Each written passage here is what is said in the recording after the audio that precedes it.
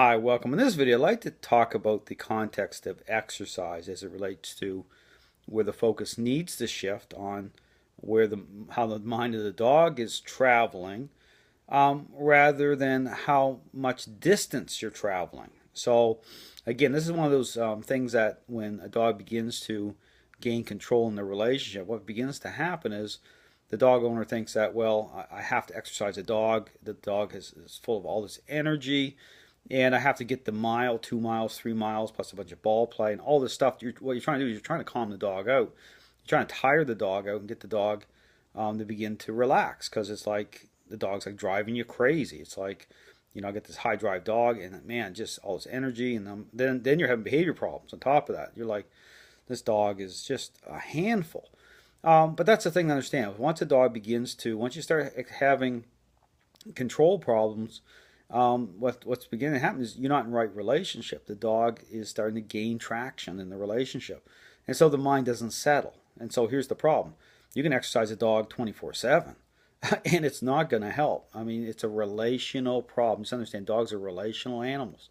So the thing to really start to focus in on is the fact of you need to interact in such a way, and this is where the methodology again is very important, with how it sets up change. So by bringing a dog into a follower role, that's the fix. Okay, understand, that's what's going to cause the mind to settle down without breaking the spirit or drive of the dog. That's the thing, it's about context. So what I really encourage dog owners to do when you start to bring this relational system online is not to focus on distance, okay, especially when you're starting to get your walk back under control, so the dog is a follower instead of dragging you down the street, okay. Is that you want to focus on the mind, how the mind is traveling. You have to key up on, aligning the method, okay, letting the method speak language so that you can get the walk into a balanced state.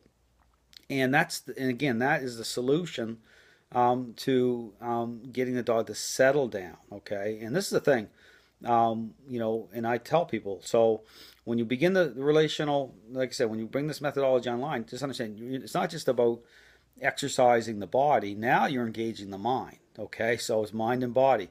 So what that does is, say for example, when you're doing my method, just when you bring it online and just doing it just instead of, say, you used to walk and say 2 miles with the dog, just by doing it in your driveway, doing the circle method, and then doing it up the street a little bit, that's equal to 2 miles of just a straight walk with expelling energy. And it's not even the same thing anyway, because here's the thing: the stress loads are coming off your dog. The dog is being engaged totally different.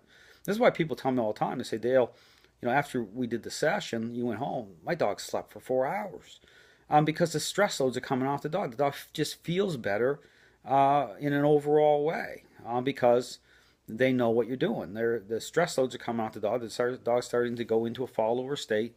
And even the issue about REM sleep, you talk about the type of better sleep that a dog gets. Well, it's really no different than a human. I mean, just, you can see when you're under a lot of stress, your sleeping patterns aren't good. I mean, you have a very unsettled sleep.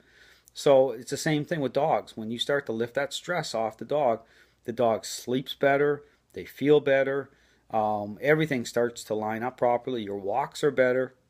But again, the focus really needs to be on where the mind's traveling. Here's the thing about not feeling bad, because sometimes people will feel bad about not getting their 2 miles in.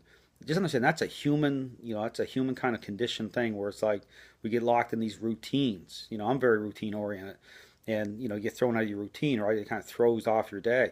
Well, just really encourage people to try to get out of that, because understand, when you engage the dog with this relational method, it's totally different. It equals out. So when you're doing a little bit, what seems like not so much, it's doing a lot, and it's really helping the dog, because again, you're lifting those stress loads off the dog. That dog's going to sleep better, it's going to feel better. And so just really try to temper back the walk. Because here's the other issue: if you try to walk the dog for, say, you start this relational approach, start bringing this online, the methodology, your focus needs to be good. So if you're trying to walk fast and you're trying to get, then you're not, the dog's going to gain control through that. They're going to maintain a level of that.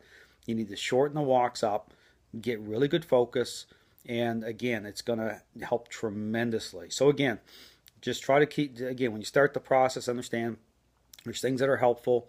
You want to try to get the walk back.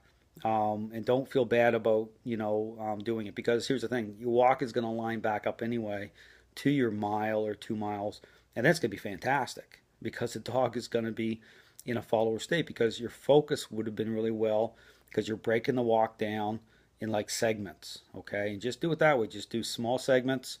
The dog's going to feel really good anyway. Everything's going to balance out just fine. And then when your walk starts to get longer, it's going to feel good, it's going to look great, and the dog's going to feel better as a result. So anyway, thanks for watching.